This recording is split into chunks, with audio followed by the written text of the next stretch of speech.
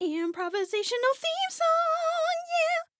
Hello, and welcome back to Here There Be Monster Fuckers, the weekly podcast where we talk about everything monster fucking and all the joy and love and wonder and horniness that it brings.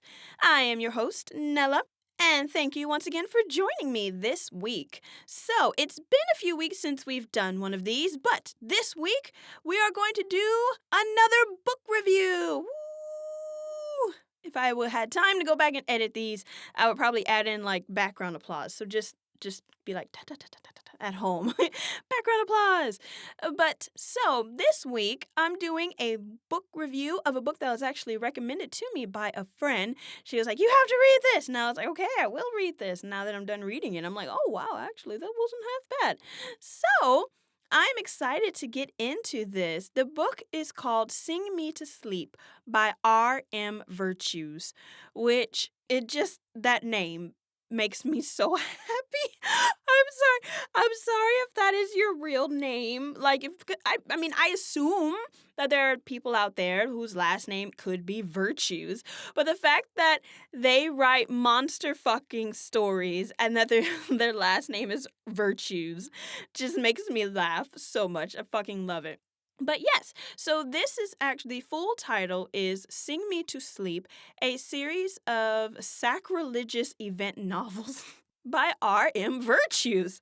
And they're sacrilege. Oh, God, I love it. Just that alone just makes me so happy.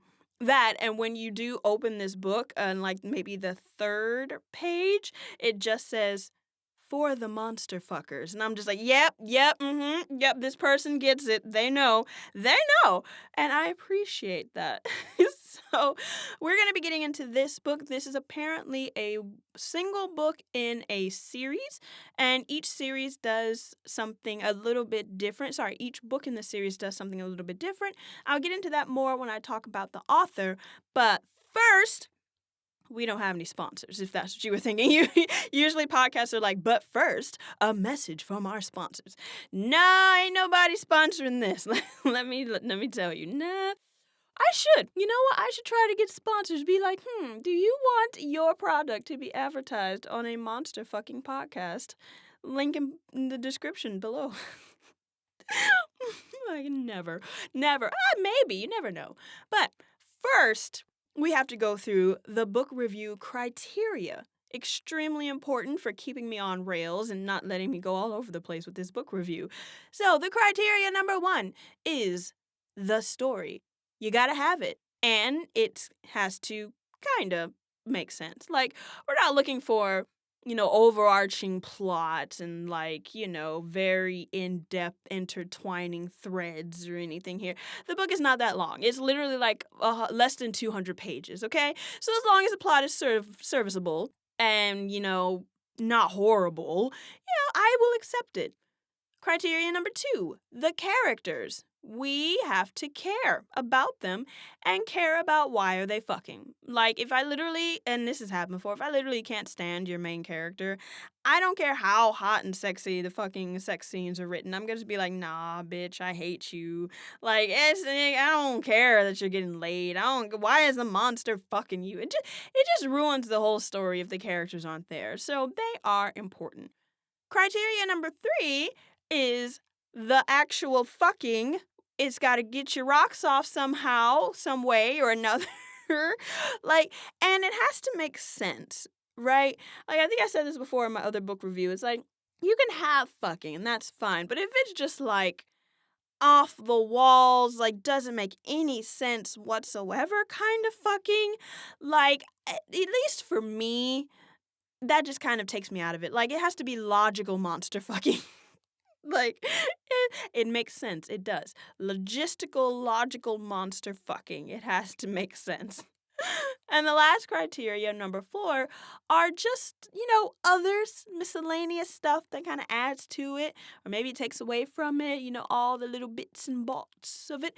So you gotta have other fun stuff in there. So those are the 4 criteria for this book that we are going to be reviewing today. I'm actually super excited about this one, and you'll find out why in a second. So, like I said, the book is called Sing Me to Sleep, a series of sacrilegious event novels by Mr. R.M. Virtues. That's right. This is a man writing romance monster fucking novels, and I don't know why, but when I found that out, it made me so fucking happy.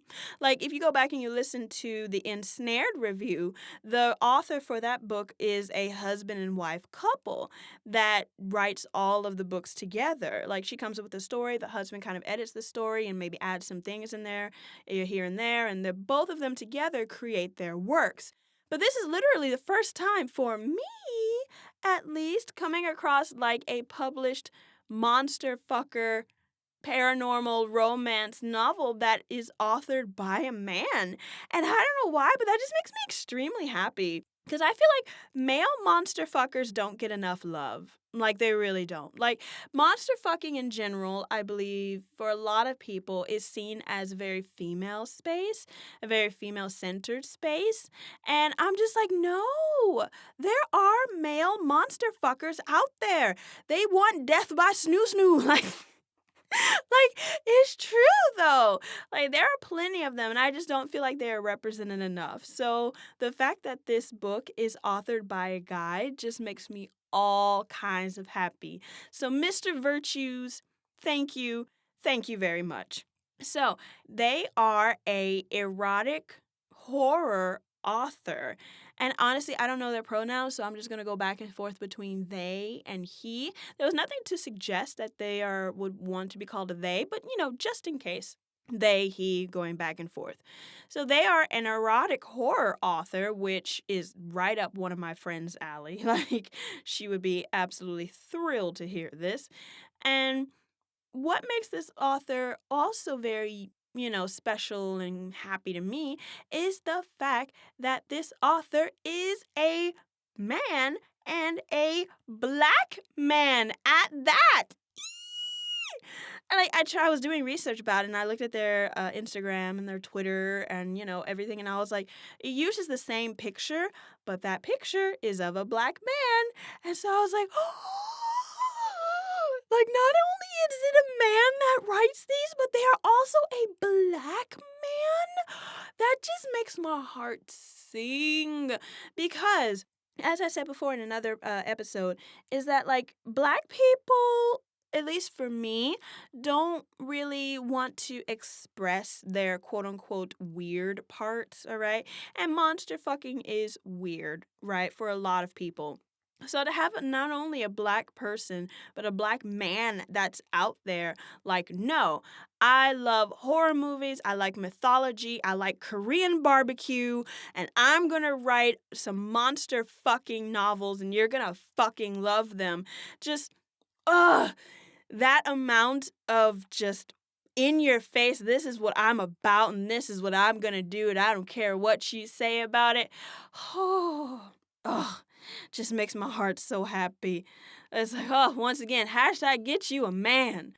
Like, it's so good. It's so good. It just makes my heart sing. But you know what? Even though this makes my heart sing, I'm still going to be objective as possible in this review. So let's start off with a quick book synopsis with no spoilers. I hope.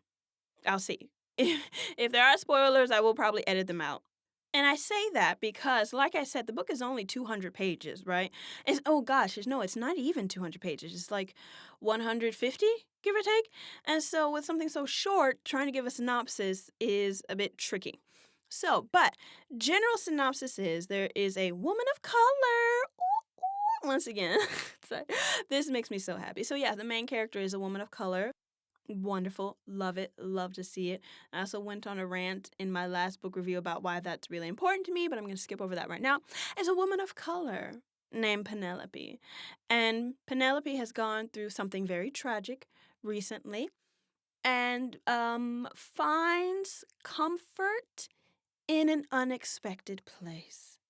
There you go. That's about as detailed of a synopsis I can give without spoiling too much. And some more things will come through as I get into the different sections, but I just want to leave that there for now. It just sounds like your classic romance novel, right? It's like, oh, the girl has gone through something so tragic, but instead of going back to her hometown and finding, the high school hunk or that's now a farmer or something or whatever, Lifetime movie, whatever. Nope, it's monster fucking goodness.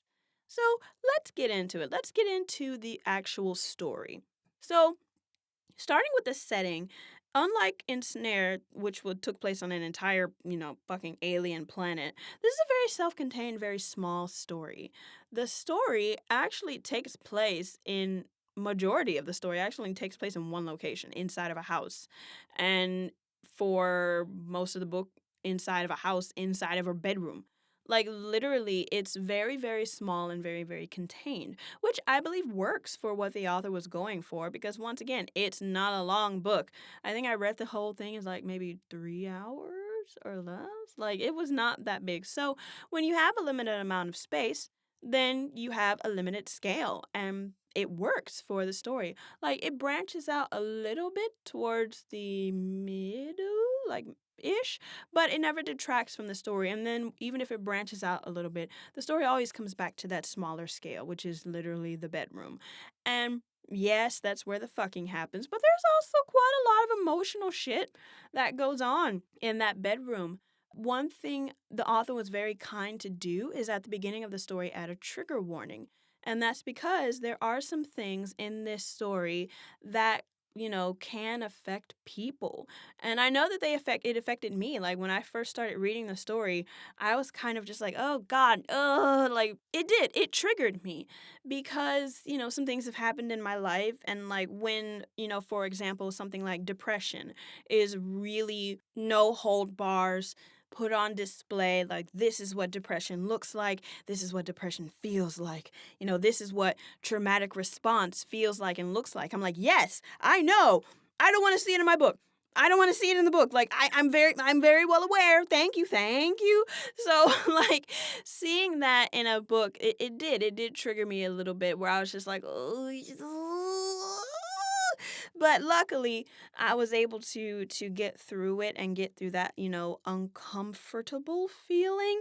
And once the overall story got going, I was like, okay, this is fine. I'm fine. Everything's fine. But like it really did for me put kind of a damper on the first chapter or so because it was just like ugh, this is bringing back stuff, and I don't like it. So if you are a person like that, that just like me, you've been through some shit and seeing, depression and trauma responses and your drug use, although it's not the drug use is put it's put in there and I understand why. If you're adamantly against, someone using like sleeping pills or the misuse of sleeping pills and other medication, not for suicide purposes, but also, if you're against people smoking the devil's lettuce, right?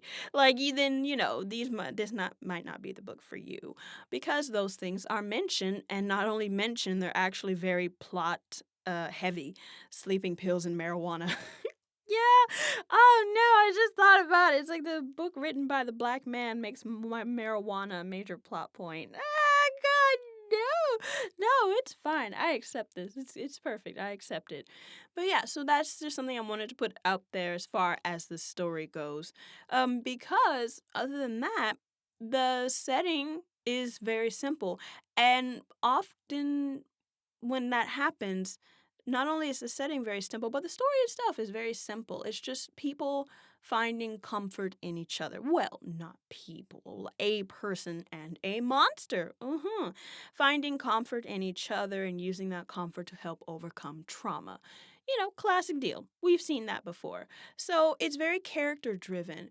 And that's it. If you don't like very character driven stuff, if you don't like, more emotional type things, emotional vulnerability, just recovering from trauma kind of stories. And once again, this may not be the type of story for you, but I actually found it very endearing and very touching.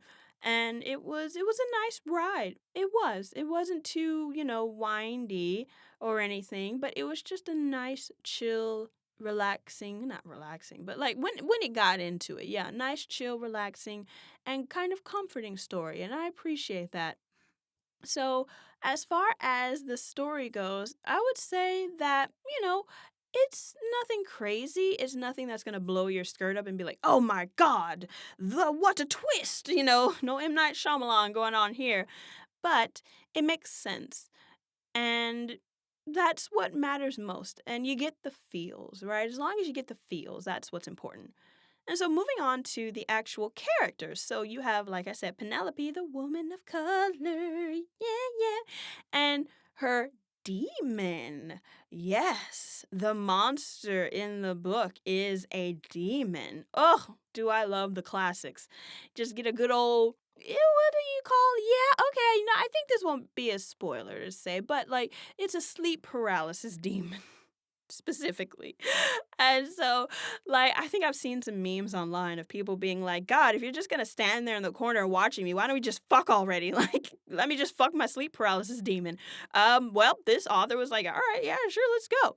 So I'm not sure if I'm saying this right, but the demon's name is Acheron? Acheron? Something. Acheron. That is the name. I'm just gonna call him the A demon. A demon. That sounds terrible, but hey, I'm terrible at names, especially names in books. Like I've already told you guys about how like I didn't even know Hermione was pronounced Hermione for like the longest time. So he's just A. We're just gonna call him Demon A. And so these two are the main characters. Now, there are a couple of supporting characters in the book, but honestly, I think I can just count on my hands how many characters are in this book because once again, it's very small and it's very contained story. So you have Penelope, A, um, you know, two others, one other and then that's like maybe seven characters in this whole story, so that's actually really good and it allows us to focus more on these two and their relationship. And so as far as Penelope goes, she is very relatable if you've ever been through trauma. She's very relatable if you are a person of color, very relatable in that front.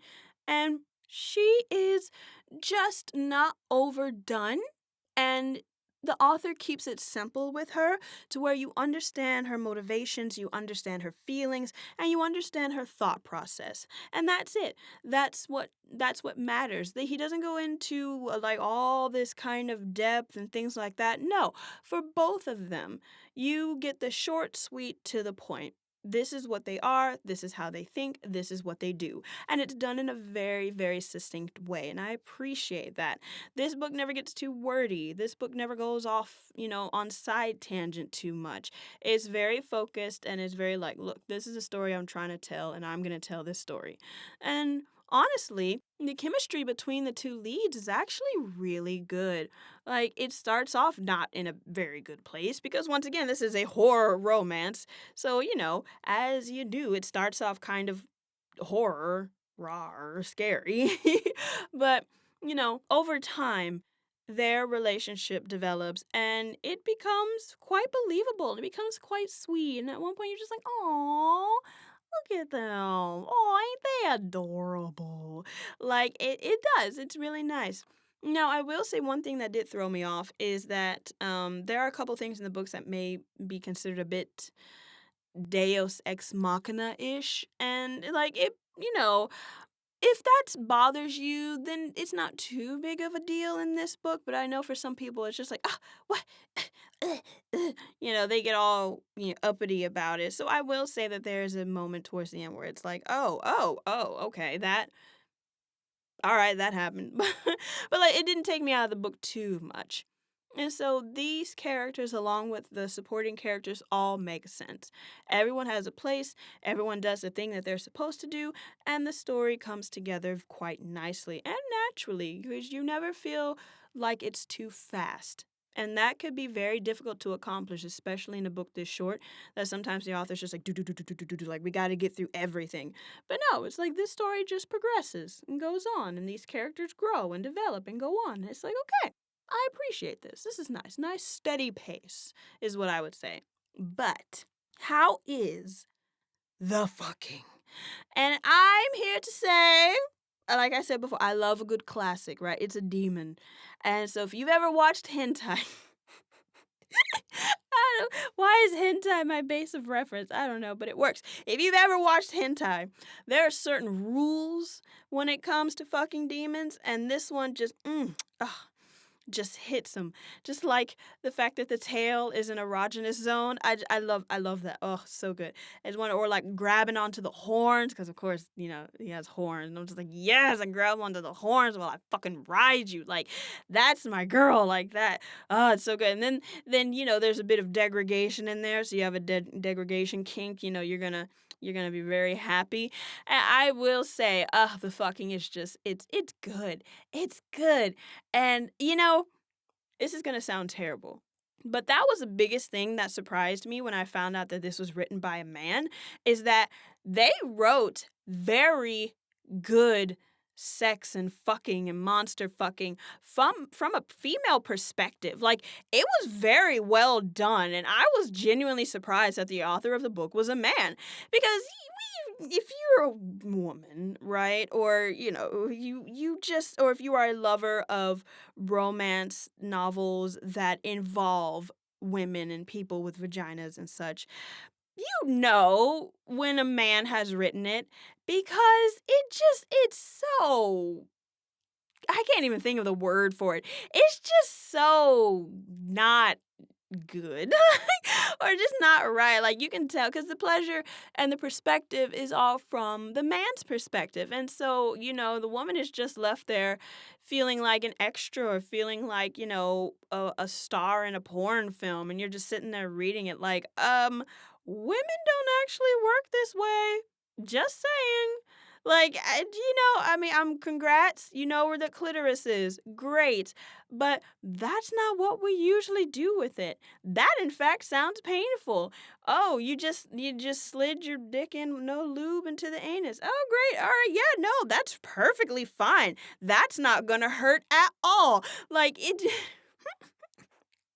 Ah, I could go into a whole rant about this because it's a problem. And so, like, that is why it would genuinely surprised me when I found out that the author was male. And I was just like, oh, he did his research. He understands, guys. There's a man out there that actually understands women and female anatomy and, like, what sex, what in sex makes women feel good. And it just, oh God, once again, it just makes my heart sing because now I have hope. I have a new hope. God damn it, Star Wars reference. No, I don't count that. I don't count it. All right, you guys might. But anyway, so that made me really happy. And that also just makes the fucking just so much better. Where it's just like, yes, a man gets it. And I enjoyed it. I read it. I liked it. It was lovely. It was lovely. All the inventive ways, all the different demon anatomy was used too. I was just like, ooh. Like, I gotta say, like I said, I love the classics. So, so a couple of other things about the story. The fucking cover art, love it.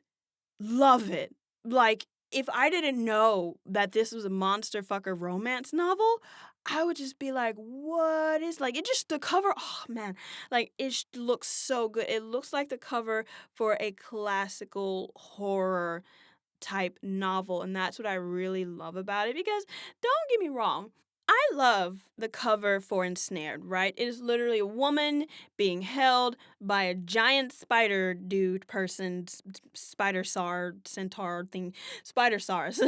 That's what I would like to call it. And it's in your face. It's like, yeah, this is what this book is about.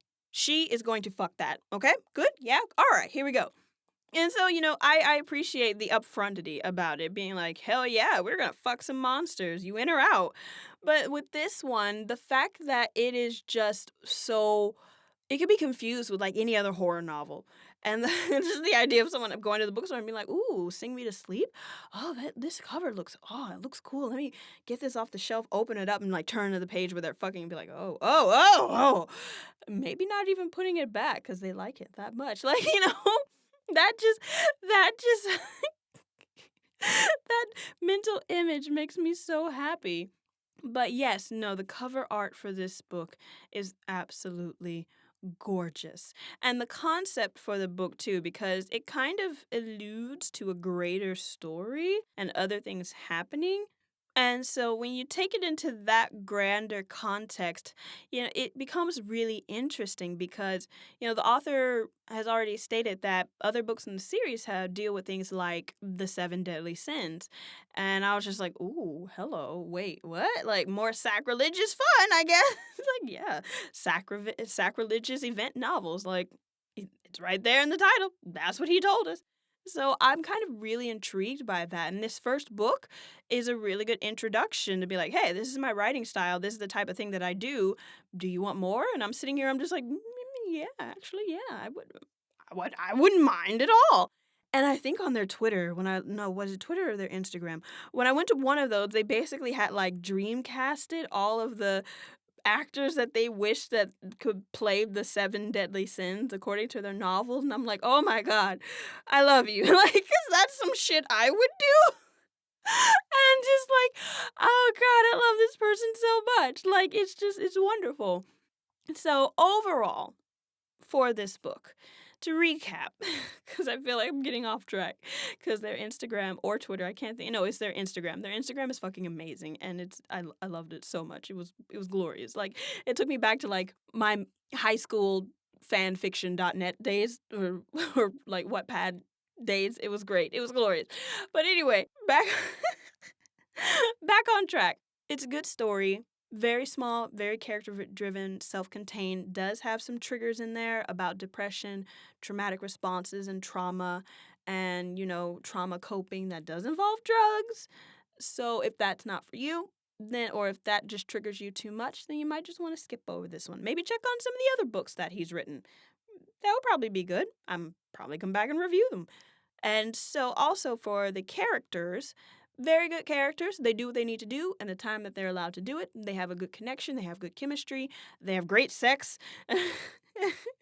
And yeah, they work. And the character lead woman is a person of color, which to me does mean a lot. Like I didn't know that going into the story. So it was a very pleasant surprise. And you read like, oh, and her, what color, like how did the author say it? Like bronze colored skin, or like it was just something that really showed that no, this is a person of color.